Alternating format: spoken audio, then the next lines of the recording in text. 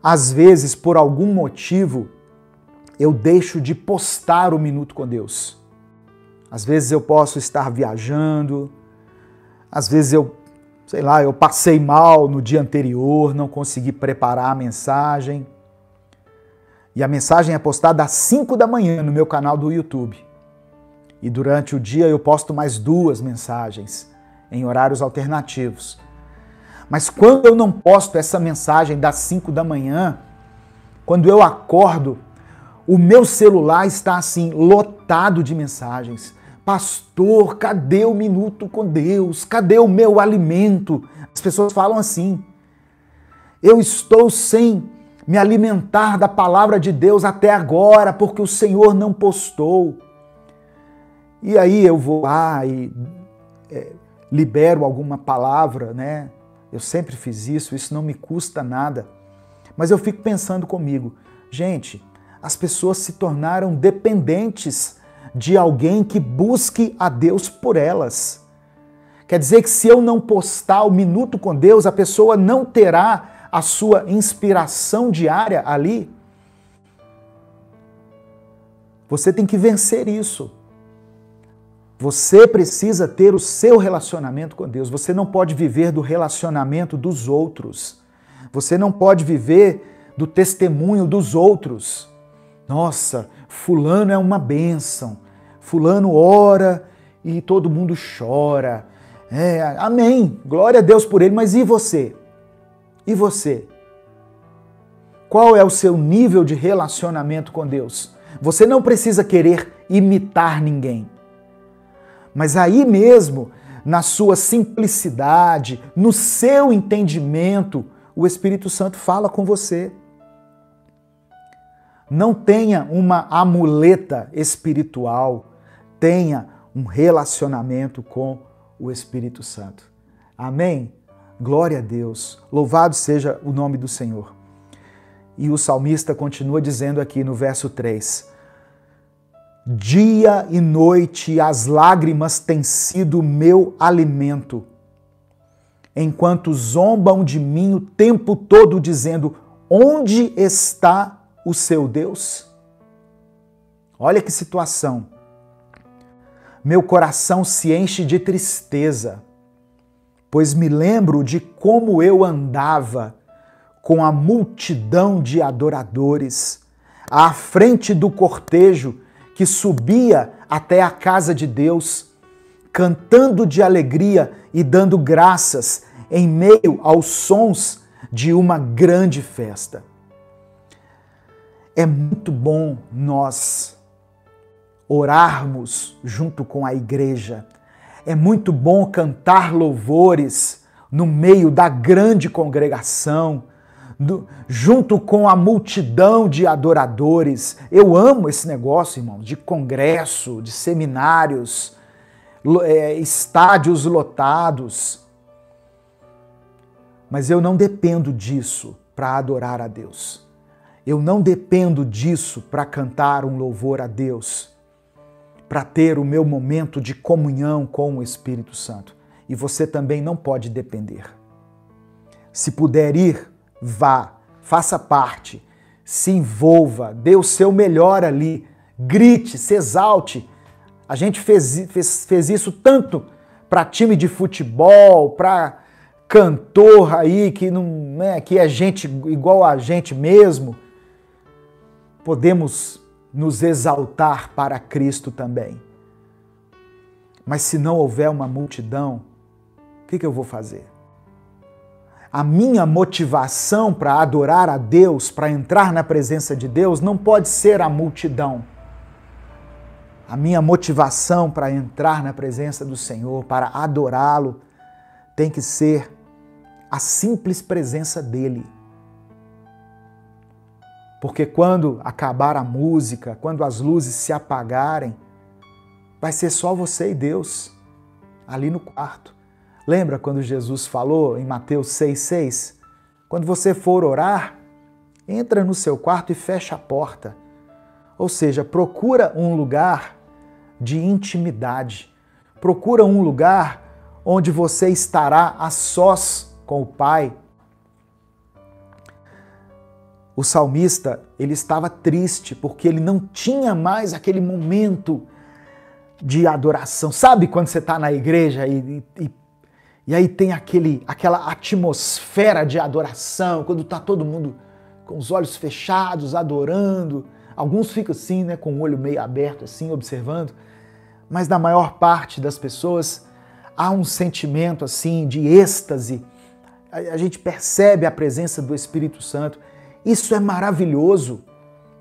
Só que os tempos de pandemia nos desafiaram a sermos verdadeiros adoradores dentro das nossas casas, dentro dos nossos lares. E por causa dessa falta, o salmista estava com a sua alma abatida. Ele estava triste. No verso 4 ele diz: o meu coração se enche de tristeza, pois eu me lembro daquele tempo lá que eu estava junto com a multidão, que eu estava na frente do cortejo, cantando de alegria e dando graças. E havia sons de uma grande festa. Nem sempre nós teremos um fundo musical para adorar a Deus, para cantar para Deus, para dançar para Ele. E a nossa alma não pode se abater por causa disso. A nossa alma não pode se entristecer por causa disso, porque Deus está disponível para nós. Você está aí no seu quarto assistindo essa mensagem, o Espírito Santo está aí com você. Você está no seu trabalho, no seu intervalo de trabalho, o Espírito Santo está aí falando com você.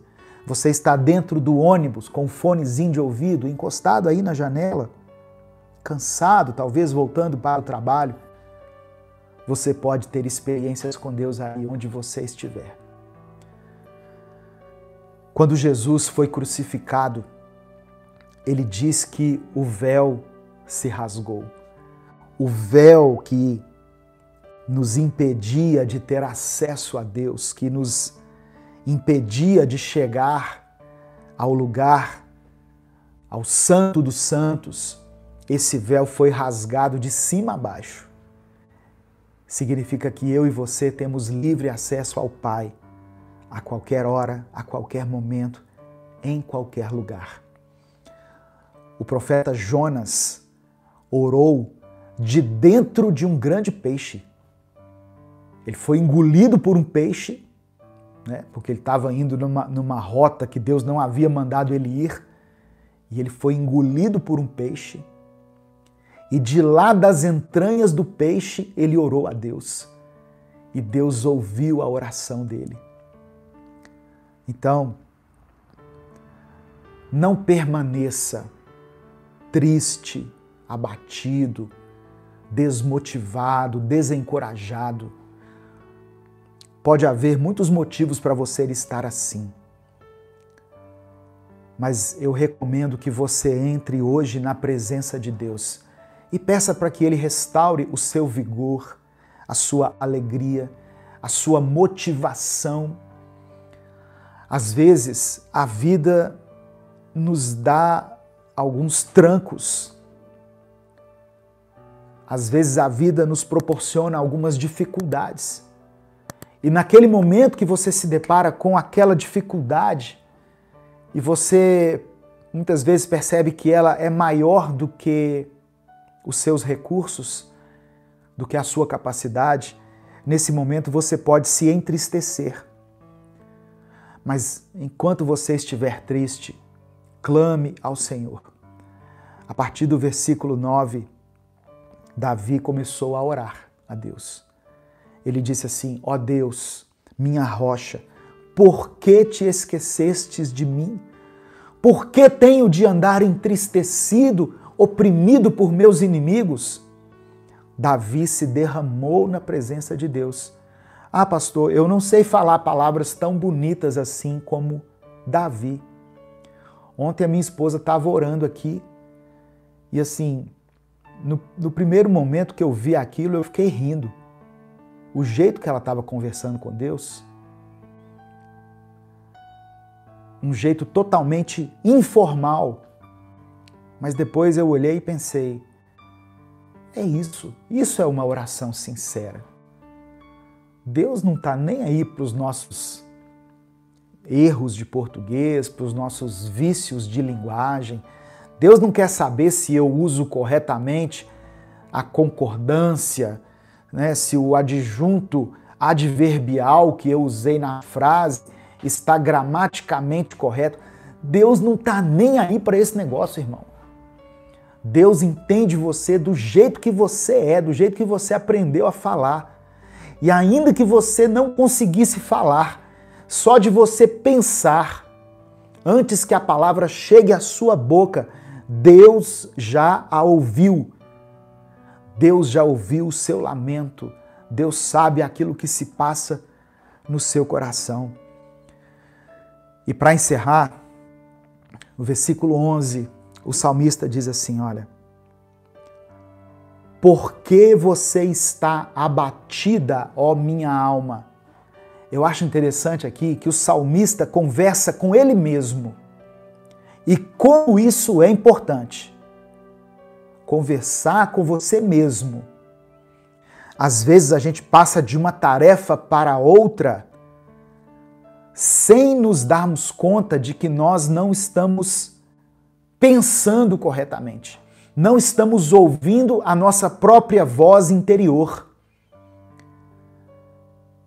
De vez em quando é preciso desligar o celular, fechar o computador, entrar para dentro do quarto e ouvir a sua própria voz. Ouvir o seu pensamento. Nós temos muita riqueza dentro de nós, nos nossos pensamentos. Nós temos que parar, respirar, organizar a nossa mente, estabelecer as nossas prioridades, pensar assim, peraí, o que eu tenho que fazer hoje? Ah, tá, eu tenho 5 tarefas para fazer hoje. Talvez eu não consiga fazer todas. Mas o que é prioridade dentre essas 5 tarefas? Qual delas eu não posso deixar de fazer? Então eu vou colocar ela aqui no topo da minha lista. Isso tudo dentro do seu pensamento. Tá entendendo?